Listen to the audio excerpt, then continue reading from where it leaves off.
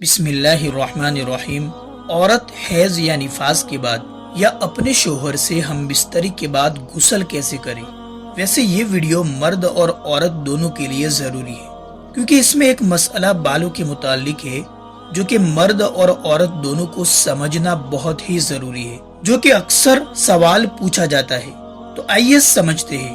ہاں، چینل کو سبسکرائب نہیں کیا تو ضرور کر لے اور گھنٹی کو بھی پریس کر لے تاکہ ہماری ہر ویڈیو آپ تک آسانی کے ساتھ پہنچتی رہے۔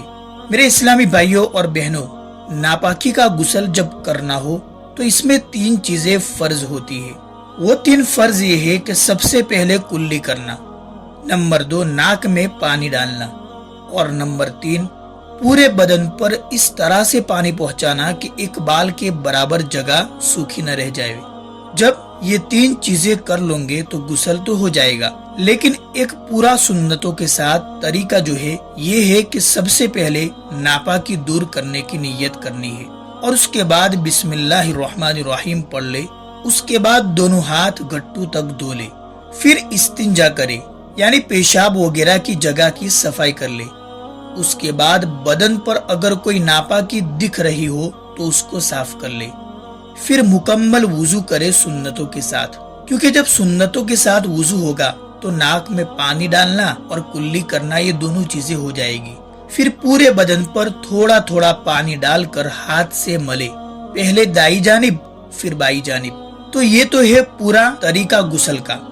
اب سوال بالوں کا ہے، وہ بھی لمبے، کیونکہ عورتوں کے تو عام طور سے لمبے بال ہوتے ہیں، لیکن مردوں میں بھی کسی کسی کے لمبے بال ہوتے ہیں۔ تو مسئلہ اچھی طرح سمجھ لے کہ عورت کے بال جب گوندے ہوئے ہو، یعنی کھولے نہ ہو بلکہ پورے اچھے سے گوندے ہوئے ہو، یعنی جو ایک لائن بناتے ہیں گوند کر ایسا ہو، تو صرف بالوں کی جڑوں تک پانی پہنچائے گی تو بھی غسل ہو جائے گا۔ لیکن اگر کھلے بال ہے تو پورے بالوں کو دھونا ضروری ہوگا، اور مرد کو چاہے بال گوندے ہوئے ہو یا کھلے ہو، دونوں حالتوں میں پورے بال دھونا ضروری ہے۔ تو یہ تھا بالوں کا مسئلہ۔